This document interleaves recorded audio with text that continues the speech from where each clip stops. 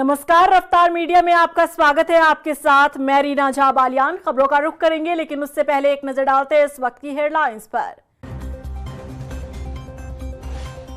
देहरादून की धर्मपुर सीट से बूथ अध्यक्ष बनाने की मांग के बाद से बीजेपी के निशाने पर हरदा। चमोली ने हरीश रावत को बताया फर्जी वोटर। हरदा बोले जल्द करेंगे पदयात्रा।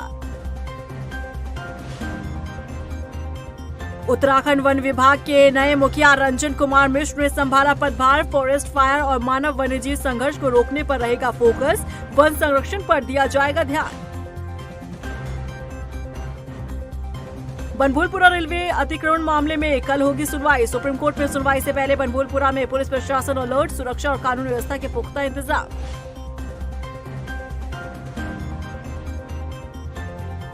और राजधानी देहरादून में 21वें दिन भी जारी रही वकीलों की हड़ताल। मंत्रियों से मुलाकात पर नहीं निकल रहा समाधान। चैम्बर निर्माण की मांग पूरी न होने पर उग्र आंदोलन की चेतावनी। प्रधानमंत्री नरेंद्र मोदी का उत्तराखंड से लगाव किसी से छिपा नहीं है। चाहे उत्तराखंड दौरा हो या फिर मन की बात कार्यक्रम, प्रदेश के पर्यटन को बढ़ावा देते पीएम मोदी नजर आ जाते हैं। अब मन की बात का ताजा एपिसोड, जिसमें पीएम मोदी ने न सिर्फ शीतकालीन पर्यटन की ब्रांडिंग की, बल्कि डेस्टिनेशन वेडिंग का भी जिक्र किया। हालांकि मुख्य विपक्षी दल कांग्रेस इसे 2027 चुनाव से जोड़कर देख रही है। वहीं कांग्रेस ने पीएम मोदी द्वारा उठाए गए मुद्दों पर निशाना साधा है। पीएम मोदी का फिर दिखा उत्तराखंड से लगाव। मन की बात कार्यक्रम में उत्तराखंड को मिली जगह। शीतकालीन पर्यटन के साथ ही डेस्टिनेशन वेडिंग का जिक्र। क्या 2027 के लिए तैयार हो रहा ट्रैक? मुझे खुशी है, इन दिनों उत्तराखंड का विंटर टूरिज्म लोगों को बहुत आकर्षित कर रहा है। सर्दियों के मौसम में औरी, मुनस्यारी, चोपटा और डेहरा जैसी जगहें खूब पॉपुलर हो रही हैं। प्रधानमंत्री नरेंद्र मोदी का उत्तराखंड से विशेष लगाव रहा है। देवभूमि उत्तराखंड के प्रति उनका प्रेम किसी से छिपा नहीं है। अब मन की बात का हालिया एपिसोड, जिसमें पीएम मोदी ने उत्तराखंड के पर्यटन को बढ़ावा देने का जिक्र किया। प्रधानमंत्री नरेंद्र मोदी ने मन की बात कार्यक्रम में उत्तराखंड के शीतकालीन पर्यटन, साहसिक खेल और वेडिंग डेस्टिनेशन की ब्रांडिंग की। उन्होंने देशवासियों से सर्दियों के सीजन में हिमालय की वादियों का अनुभव लेने की अपील की। मन की बात सुनने के बाद मुख्यमंत्री पुष्कर सिंह धामी ने कहा कि प्रधानमंत्री नरेंद्र मोदी उत्तराखंड टूरिज्म के सबसे बड़े ब्रांड एम्बेसडर हैं। मन की बात के कार्यक्रम में उन्होंने विशेष रूप से हमारे राज्य के मेड इन उत्तराखंड का उल्लेख हो, या शीतकालीन यात्रा विंटर टूरिज्म का हो, या हमारे जो अभी हाई एल्टीट्यूड पर होने वाली मैराथन जो कड़ाके की सर्दी में आयोजित की गई थी, ये सभी आयोजन राज्य के अंदर हमारे टूरिज्म को प्रोत्साहित करेंगे।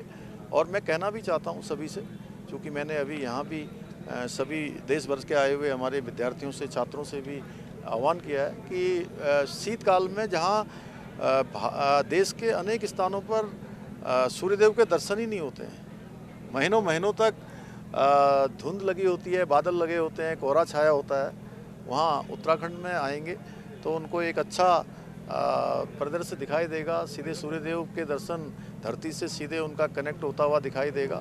मौसम भी साफ है, AQI भी बहुत अच्छा है, इसलिए आएँ। और जो घाम तापो पर्यटन आदरणीय प्रधानमंत्री जी ने जो पिछले वर्ष मुखवा में आह्वान किया है, मैं सभी से घाम तापो पर्यटन के लिए सबको आमंत्रित करता हूँ।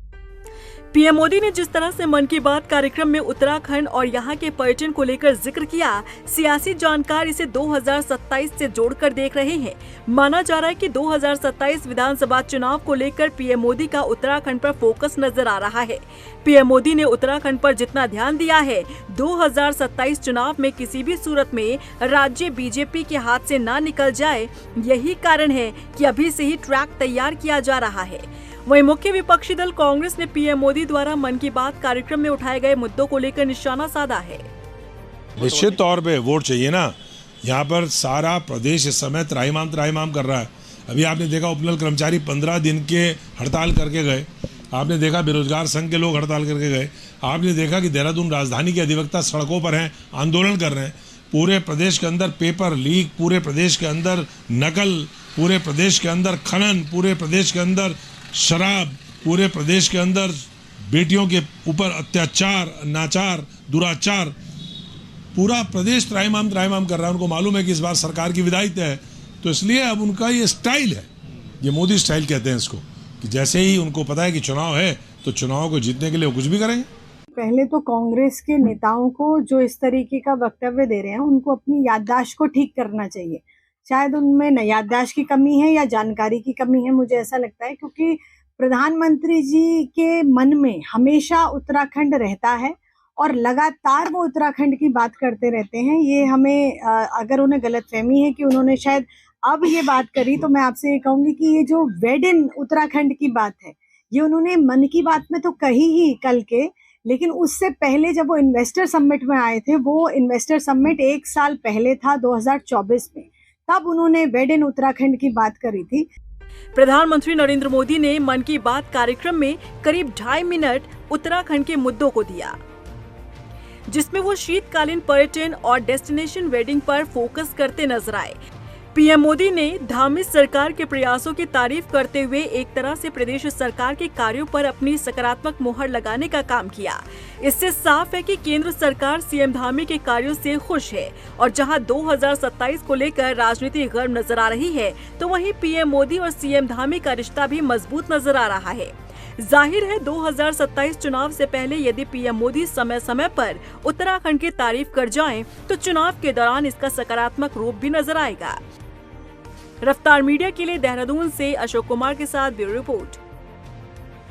केंद्रीय राज्य मंत्री अजय टम्टा ने पिथौरागढ़ और कोटद्वार में पासपोर्ट ऑफिस को लेकर बड़ा बयान दिया। उन्होंने कहा कि दोनों ही जिलों में जल्द से जल्द पासपोर्ट ऑफिस बन जाएंगे।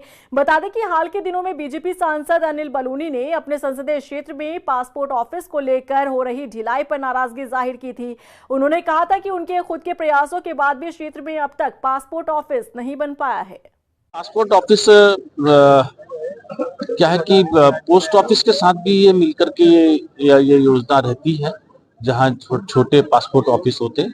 और मैं समझता हूँ कि मेरे भी अल्मोड़ा में पासपोर्ट ऑफिस जैसे ही बना ऐसे ही यहाँ भी, और कोटद्वार और पिथौरागढ़, ये 2 विषय ऐसे हैं क्योंकि पिथौरागढ़ का भी सेंशन हो गया था और सारी चीजें थी, तो पत्र व्यवहार हुआ, तो पोस्ट ऑफिस ने उस समय जगह उपलब्ध नहीं हो पाई। अभी अब वो जगह उपलब्ध करा रहे हैं जिला प्रशासन के माध्यम से, क्योंकि उसके लिए एक पर्याप्त स्थान भी चाहिए और नेटवर्क और ये सारी चीजें की कनेक्टिविटी है। इसलिए पिथौरागढ़ और कोटद्वार दोनों जगह पासपोर्ट ऑफिस बहुत जल्दी ही बन जाएंगे। उत्तराखंड वन विभाग के मुखिया की जिम्मेदारी 1993 बैच के अधिकारी रंजन कुमार मिश्र को दी गई है। आदेश के बाद रंजन कुमार मिश्र ने वन विभाग मुख्यालय में अपना चार्ज संभाल लिया है। इस दौरान विभाग के अधिकारियों ने उनका स्वागत किया। उन्होंने कहा कि वन संरक्षण, फॉरेस्ट फायर और मानव वन्य जीव संघर्ष समाप्त करना उनकी प्राथमिकता रहने वाली है। इसके साथ ही सभी डीएफओ और रेंजर्स को हर महीने 1 दिन प्रभागीय दिवस मनाने के निर्देश दिए गए हैं। प्राथमिकता की अगर बात करूं तो सबसे पहले रहेगा कि हमारा उत्तराखंड के जो जन सामान्य है उनको वन विभाग तरफ से क्या अपेक्षा है और क्या उनका मन में है, जिसको हम समझ के उसको दूर कर सकते हैं। ये मेरा सबसे पहले रहेगा, क्योंकि फॉरेस्ट एक ऐसा सेक्टर है बिना पीपल कोऑपरेशन हो ही नहीं सकता, और हम लोगों को और नज़दीक लाना चाहते हैं। वन विभाग का एक अच्छा शुरुआत करेंगे। तो मेरा मन में है कि प्रत्येक हमारे जो डीएफओस हैं, प्रभागीय वनाधिकारी, उन्होंने महीने में 1 दिन, मैं उसको तय करूँगा आज या कल तक, 1 दिन वो प्रभागीय दिवस मनाएंगे, जिसको फॉरेस्ट डिवीजन डे कह सकते हैं या हिंदी में जैसे प्रभाग का दिवस। उसी दिन सारे रेंजर्स भी अपना अपना रेंज में करेंगे और इसके लिए प्रचार प्रसार भी किया जाएगा कि जिसको जो भी फॉरेस्ट वन विभाग से अपेक्षा है, शिकायत है, तो हमको एक बहुत अच्छा फीडबैक मिल जाएगा कुछ महीने में। देश के कई राज्यों में एसआईआर को लेकर काम चल रहा है। वोटर लिस्ट को अपडेट किया जा रहा है। हालांकि शुरुआत से ही एसआईआर विपक्ष के निशाने पर रहा है और कांग्रेस सत्ता पक्ष पर वोट चोरी का आरोप लगाती रही है। इसी बीच बीजेपी विधायक विनोद चमोली ने पूर्व सीएम हरीश रावत के वोट को लेकर सवाल खड़े कर दिए हैं। हरदा को विनोद चमोली ने फर्जी वोटर करार दिया है। देखिए रिपोर्ट। फर्जी वोटर पर गरमाई सियासत। बीजेपी विधायक के निशाने पर हरीश रावत। विनोद चमोली ने हरदा को बताया फर्जी वोटर। 2027 विधानसभा चुनाव से पहले देखा जा रहा है कि कई बड़े नेताओं की नजर देहरादून के धर्मपुर विधानसभा सीट पर है।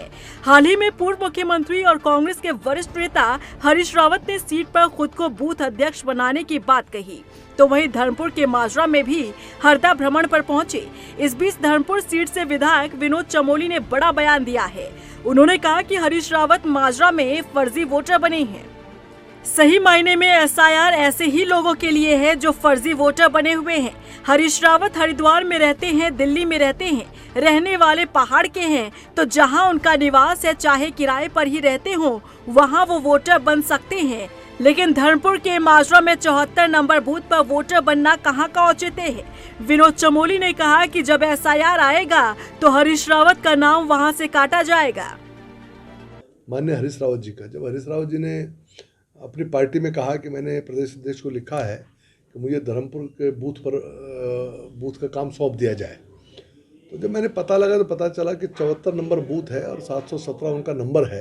इस पर वोटर बने हुए हैं विधानसभा में। तो शायद उस समय उनके बेटे यहाँ पर चुनाव लड़ना रहा होगा, तो उस नाते उन्होंने यहाँ पर वोटर बने होंगे। लेकिन वोटर बनने के लिए भी कुछ मानक हैं। आपको वहाँ का होना चाहिए, नहीं तो कम से कम किराए पर वहाँ होना चाहिए। अब आप 4 जगह आप मौजूद हैं और जहाँ आप मौजूद ही नहीं वहाँ आप वोटर हैं, तो एसआईआर तो इसीलिए आ रहा ना कि आदमी सही जगह वोटर बने। और मेरी जानकारी एक और उसमें निकल कर आई है कि जो स्थानीय निकाय हैं उनमें उन्होंने कहीं डिफेंस कॉलोनी में वोट किया है। वहीं विनोद चमोली के बयान पर पूर्व मुख्यमंत्री हरीश रावत ने कहा कि मेरा घर केवल मोहनरी में है। हरदा ने विनोद चमोली के लिए संदेश दिया कि अगर चमोली उनके प्रति इतना प्रेम दिखा रहे हैं तो जल्द ही धर्मपुर क्षेत्र में पदयात्रा करेंगे। मेरा घर तो है ही नहीं, उस हिसाब से तो मैं केवल मोहनरी का हूँ और मैंने उस बात को कहीं छिपाया नहीं है। लेकिन माजरा में जब मैं सांसद बना था तो मेरा कार्यालय था, राजीव जैन जी की प्रॉपर्टी में था मेरा कार्यालय था, मैं वहाँ बैठता था। एक बार नहीं कई बार एज सांसद वहाँ बैठा हूँ, बल्कि उस समय विनोद चमोली जी अंतर्ध्यान थे, वो नहीं थे वहाँ, मगर और फिर मैं वहाँ से सांसद बना। तो इसलिए विनोद जी को लगता है कुछ मुँह पक्का रोग हो गया है, तो और वैसे एक चीज़ उनको बता देना, मैं अभी 2 स्थानों पर हल्की पदयात्रा करूँगा। 2027 के विधानसभा चुनाव से पहले राजनीतिक दल एक दूसरे पर वोट चोरी और फर्जी वोटर होने का आरोप लगा रहे हैं। क्या चुनाव से पहले उत्तराखंड में भी एसआईआर लागू होगा, ये देखने वाली बात होगी। लेकिन उससे पहले उत्तराखंड की सियासत फर्जी वोटर पर गरमाती दिख रही है। रफ्तार मीडिया के लिए देहरादून से सुशांत सिंह की रिपोर्ट। राजधानी देहरादून में हुए एबीवीपी के 3 दिवसीय 71वें राष्ट्रीय अधिवेशन का समापन हो गया। इस अधिवेशन में देश भर के 46 प्रांतों और पड़ोसी देश नेपाल से करीब 1200 से ज्यादा प्रतिनिधियों ने हिस्सा लिया, जिन्होंने अधिवेशन के दौरान समाज से जुड़े 5 प्रस्ताव पर चर्चा के बाद उन्होंने इसे पारित किया, जिनमें शिक्षा, बांग्लादेशी घुसपैठ, प्राकृतिक आपदा, विभाजनकारी शक्तियां और यहां पंच परिवर्तन जैसे 5 प्रस्ताव शामिल रहे। वहीं एबीवीपी के राष्ट्रीय महामंत्री डॉक्टर वीरेंद्र सिंह सोलंकी ने अधिवेशन के सकुशल संपन्न होने पर जनता और सरकार दोनों का आभार व्यक्त किया। हमारा अखिल भारतीय विद्यार्थी परिषद का 71वां राष्ट्रीय अधिवेशन पिछले 3 दिन में आज कल संपन्न हुआ है। अधिवेशन में हमारे जो प्रस्ताव रहा है वो 4 प्रस्ताव रहे हैं। एक प्रस्ताव हमने शिक्षा को लेकर बात किया है, जिसमें शिक्षा के अंतर्गत जो बजट और जो संरचना है एजुकेशन की, वो एक संरचना के अंदर आई जाए। जो कॉम्प्लेक्स एजुकेशन सिस्टम है वो सिंपल बनाया जाए। दूसरा हमारा जो है प्राकृतिक आपदाओं को लेकर है कि जो मानवीय क्रियाकलापों के कारण प्राकृतिक आपदाएं आ रही है, उसके प्रति समाज को जागृत होना पड़ेगा। सरकारों ने भी सोचना पड़ेगा कि जो आवश्यक है और विवेकशील तरीके से हमको विकास की संरचना को बढ़ाना पड़ेगा। तीसरा जो हमारा प्रस्ताव है वो बांग्लादेशी घुसपैठ को लेकर है कि बांग्लादेशी घुसपैठ की वजह से लोकतांत्रिक व्यवस्था गड़बड़ा रही है, उस पर तत्काल प्रभाव से कार्य करना चाहिए। जहां पर तार फेंसिंग नहीं हुई है उस बॉर्डर को फेंस करना चाहिए, ये तत्काल करना चाहिए। वहीं हल्द्वानी के बनभूलपुरा में हुए रेलवे अतिक्रमण को लेकर मंगलवार को सुप्रीम कोर्ट में अंतिम सुनवाई है। माना जा रहा है कि कल सुप्रीम कोर्ट से इस मामले में बड़ा फैसला आने वाला है। मामले की गंभीरता को देखते हुए हल्द्वानी के बनभूलपुरा क्षेत्र में भारी पुलिस बल और रेलवे स्टेशन के आसपास आरपीएफ को तैनात कर दिया गया है। बता दें कि बनभूलपुरा में रेलवे की 30 हेक्टेयर भूमि पर अतिक्रमण किया गया है, जिसमें 3000 से ज्यादा मकान और 5000 से ज्यादा परिवार रहते हैं। मौके पर पहुंचे हल्द्वानी से संवाददाता योगेश शर्मा बता रहे हैं कि पुलिस और प्रशासन ने आखिर क्या कुछ इंतजाम किए हैं। हल्द्वानी के बनभूलपुरा में हुए रेलवे अतिक्रमण के मामले में कल सुप्रीम कोर्ट में अंतिम सुनवाई है। माना जा रहा है कि सुप्रीम कोर्ट से कल कोई बड़ा फैसला आ सकता है। हम इस वक्त रेलवे स्टेशन पर खड़े हैं। ये रेलवे स्टेशन परिसर है और इसके पास ही जो रेलवे की भूमि पर अतिक्रमण किया गया है, ये वो जगह है जहाँ पे एक स्लम बस्ती है। इसके अलावा कुछ पीछे बड़ी बिल्डिंग्स भी हैं। 30 हेक्टेयर की इस ज़मीन पर अतिक्रमण करके बिल्डिंगें बनाई गई है, जिसको लेकर कल सुप्रीम कोर्ट से बड़ा फैसला आने की उम्मीद है। इस 30 हेक्टेयर ज़मीन पर 3000 से ज़्यादा मकान है और 5000 से ज़्यादा परिवार यहाँ निवास करते हैं। माना जा रहा है कि जिस तरह से हाईकोर्ट का एक बड़ा फैसला आया था, उसके बाद कुछ लोग सुप्रीम कोर्ट गए और सुप्रीम कोर्ट में कल अंतिम सुनवाई है। अब देखना होगा कि सुप्रीम कोर्ट इन्हें कोई राहत देता है या ये 3000 मकानों पर बुलडोजर चलता है। योगेश शर्मा, रफ्तार टाइम न्यूज़, हल्द्वानी। देहरादून में चैंबर निर्माण की मांग को लेकर अधिवक्ता अभी भी हड़ताल पर हैं और इस दौरान बार एसोसिएशन कई मंत्रियों से मुलाकात कर चुके हैं, लेकिन अब तक कोई समाधान नहीं निकला है। इस बीच अब एक बार फिर से बार एसोसिएशन के एक प्रतिनिधिमंडल ने मंत्री सुबोध उनियाल को ज्ञापन सौंपा है।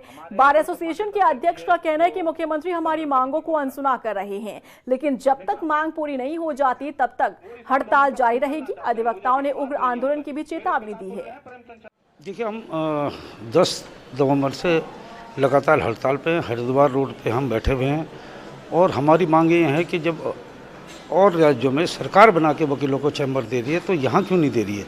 दूसरा सबसे बड़ी बात है कि बिना वकीलों के न्यायालय कैसे चलेंगे, बिना बातकारियों के न्यायालय कैसे चलेंगे। तो सबसे बड़ी समस्याएं वो आ रही हैं कि हमें एक बार पूछा तक नहीं गया, विश्वास में नहीं लिया किसी भी तरीके से कार्य करने हेतु कि हम ये कार्य कर रहे हैं, ये कार्य कर रहे हैं। जब ये अचानक 8 तारीख को यहाँ टेंट लगता है तो तब ये विवाद की स्थिति पैदा हुई कि कम से कम हमसे वार्ता तो करनी चाहिए थी। कबाड़ी बाजार शिफ्ट हुआ, उन्हें दुकानें दी गई, आड़त बाजार शिफ्ट हुआ, उन्हें दुकानों के साथ साथ जो है पैसे भी दिए गए। और हम जो यहाँ आज लगभग 80-90 साल हो गए हैं बैठे हुए यहाँ पे, हमें एक बार भी नहीं पूछा गया। उधर देहरादून में एक बार फिर से दिव्यांगों ने अपनी कई मांगों को लेकर प्रदर्शन किया है। हालांकि राज्य में एस्मा लागू होने के कारण पुलिस ने उन्हें वहां से हटाकर जगह जगह थाने चौकियों में शाम 4 बजे तक बैठाया, जिसके चलते दिव्यांगों को काफी दिक्कतों का सामना भी करना पड़ा। बता दें कि पिछले लंबे समय से दिव्यांग अपनी मांगों को लेकर प्रदर्शन करने के लिए मजबूर हैं। बीते 8 सितंबर को देवभूमि बधिर एसोसिएशन के बैनर तले सभी विकलांग व्यक्तियों ने अपनी 15 सूत्रीय मांगों को लेकर मुख्यमंत्री आवास का घेराव किया था। आज तक उनकी मांगों पर कोई संज्ञान नहीं लिया गया। हमारे विभिन्न मांगे थी, 15 सूत्रीय मांगे थी, उसको लेकर हमने 8 सितंबर को धरना दिया, मुख्यमंत्री आवास घेराव किया था। हम चाहते थे कि हमारे दिव्यांगों की जो है मांगे सुनी जाए। उत्तराखंड का मुखिया है, हमारा मुखिया है, तो हम लोग भी इसी समाज के लोग हैं। हम चाहते थे कि हम अपनी पीड़ा उनको समझाएं, तो उन्होंने हमारे से वार्ता नहीं करी। उन्होंने हमको हर्रावाला चौकी पे शहर के बाहर भेज दिया। उसके बाद क्या हुआ कि हमारा बीच में क्या रहा कि हम लोगों ने जिस दिन 9 नवंबर था, उससे पहले हमने कहा था कि भाई हमें वार्ता करवाई जाए। वार्ता उन्होंने नहीं करवाई सीएम साहब से। आज भी हमने धरने की बात करी, भाई हमारे जो मांगे थी उनका क्या हुआ। 3 महीने होने को जा रहे हैं, 3 महीने ख़त्म भी हो गए कि भाई हमारा क्या हो रहा है। तो उन्होंने क्या हुआ, हमारी मांगे नहीं मानी। पुरस्कारों का क्या करेंगे दिव्यांग, जब तुम उन्हें रोजगार नहीं दे पा रहे हो। ऐसे पुरस्कार अपनी जेब में रखो, नहीं चाहिए दिव्यांगों को ऐसे पुरस्कार, ठीक है। और जो हमारी मांगे हैं बहुत जेन्युइन मांगे हैं, ऐसी मांगे नहीं है कि सरकार पूरी नहीं कर सकती है। बहुत ही जेन्युइन छोटी छोटी मांगे, जैसे मूक बधिर हैं, इनको इंटरप्रेटर की, एक बार बताओ, अगर मैं यहाँ नहीं बैठी होंगी तो इन्हें इनकी बात कौन समझाएगा।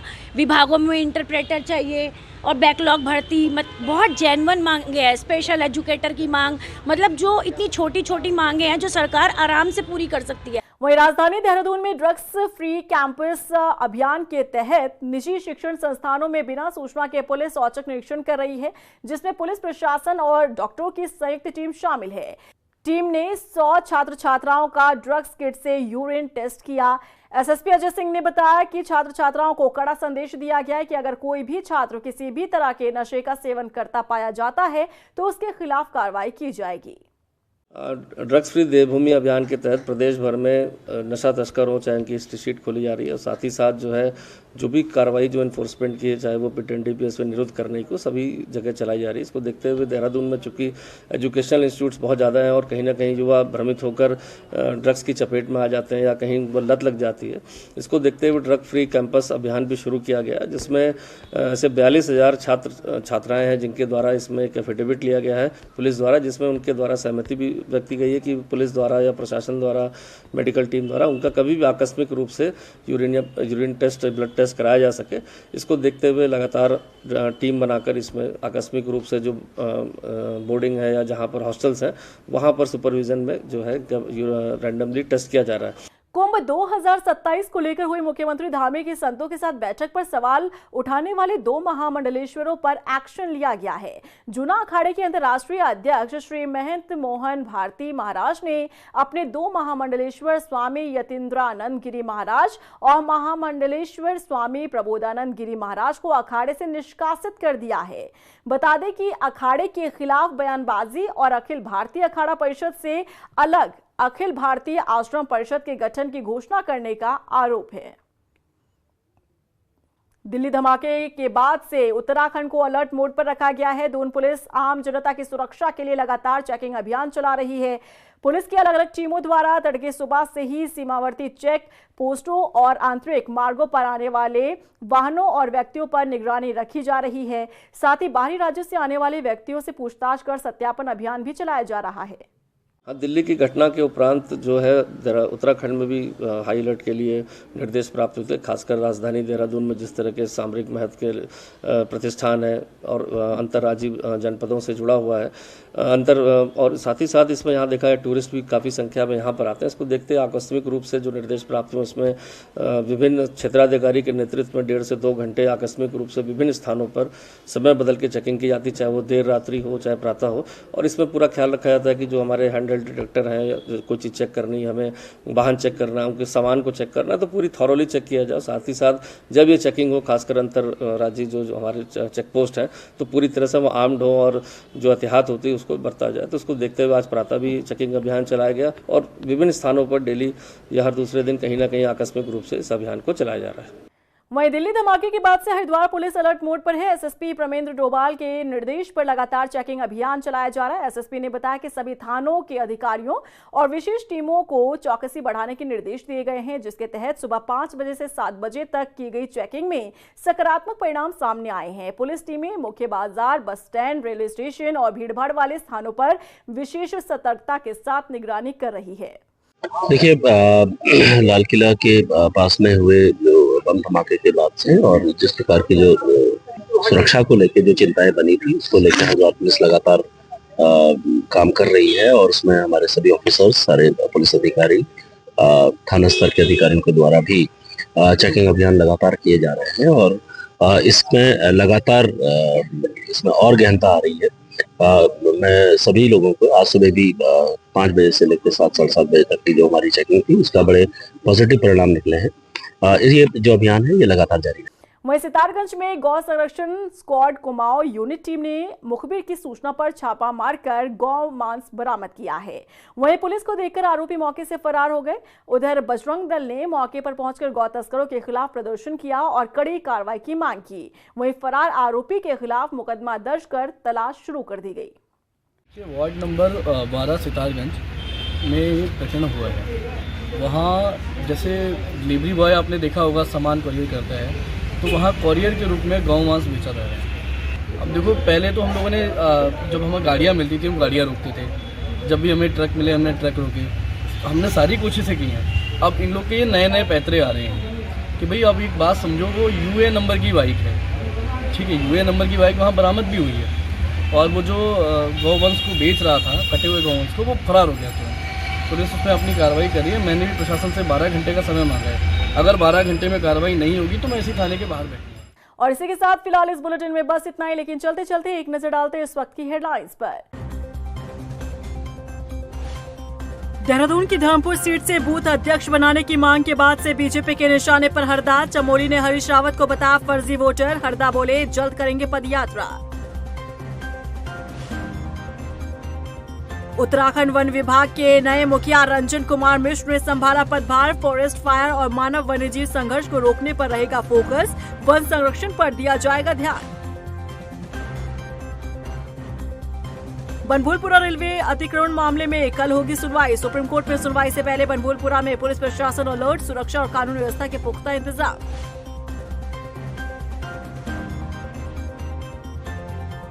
और राजधानी देहरादून में 21वें दिन भी जारी रही वकीलों की हड़ताल। मंत्रियों से मुलाकात पर नहीं निकल रहा समाधान। चैम्बर निर्माण की मांग पूरी न होने पर उग्र आंदोलन की चेतावनी।